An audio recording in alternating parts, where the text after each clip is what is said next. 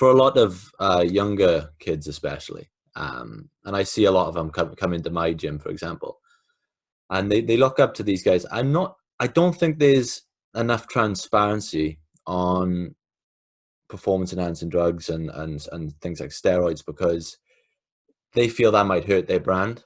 But how big a part do you think steroids are playing in the fitness industry? Do you think that, we look at some guys, you look at guys like Steve Cook, for example, and they're really likable guys, and you think there's no way he could be on any, like, he's the most honest, genuine man in the business. Are we being fooled?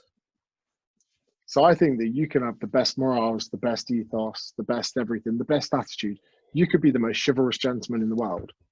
But if your love and your passion and your pursuit is fitness and it's aesthetics and it's bodybuilding and it's physique and it's photo shoots, then you are an absolute moron if you don't take performance enhancing drugs, because someone else with the same level of aesthetics, charisma, personality is going to overtake you and take your position on the shoot.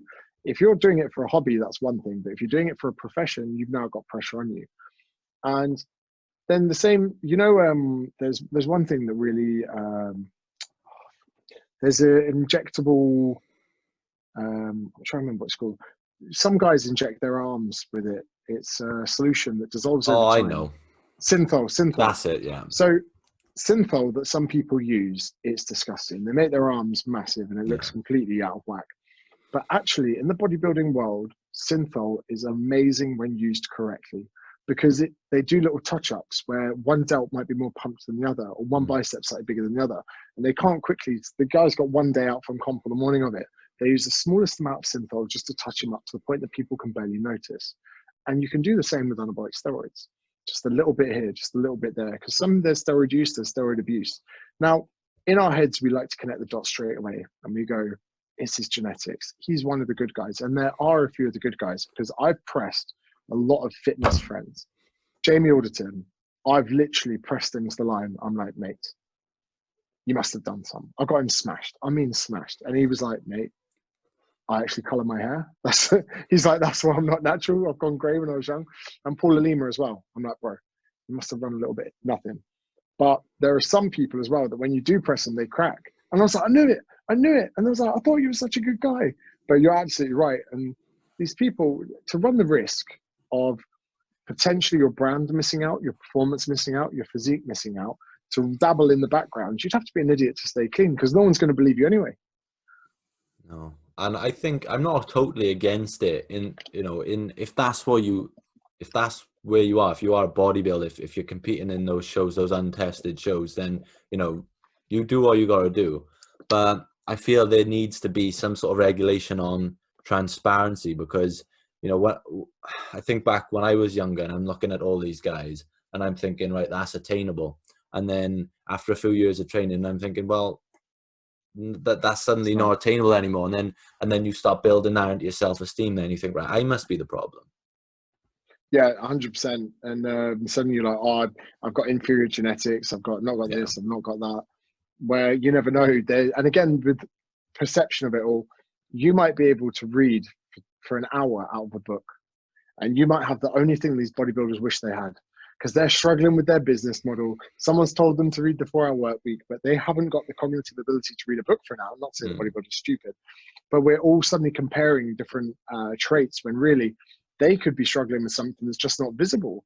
And then alternatively, the intellectuals and the intelligent people, the ones who can concentrate or write HTML code, suddenly in the fitness world, we're basing everything off aesthetics. We don't see the struggle that goes on behind the morning workouts, the amount of times they're sat in their front room and all their mates are eating sweets. They're like, I can't.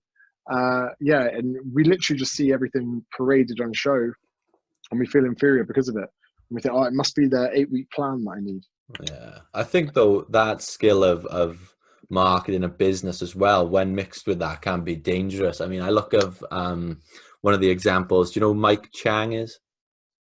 I don't know Mike Chang. Six Pack Shortcuts. He was on YouTube. He was one of the biggest guys in the fitness industry at one point, and he was just a master marketer. And everywhere you go, but again, that was built in with substances and things like that. So I think it just creates a perfect storm of not feeling good enough. Yeah, yeah, and then people, they get disheartened and they buy, and it's sad to see because yeah, ultimately they're just selling dog shit. It's not genuine. So yeah, it's one of those things that annoys me. So that's probably why I go after them so much. Yeah, man. I think that the supplement industry, especially, we've talked about BCAAs, for example, but it's so easy to be in a plateau or something, and you look online, you go on, My Protein or something like that, and you're looking and you're going, right, so I'm not taking creatine, I'm not taking, maybe it's casein, maybe that's why I'm not big enough. Do you know what I mean? Yeah, yeah, that was me. I had the supplement drawer full, mate. Glutamine, carnitine, fuck, everything. Oh, I need a pre-workout. I need more whey. I need to do this. Um, Testosterone boosters. I had a lot. Yeah, I think it finally clicked for me when I was ordering like green tea extract tablets and things like that. Thermobol. Yeah.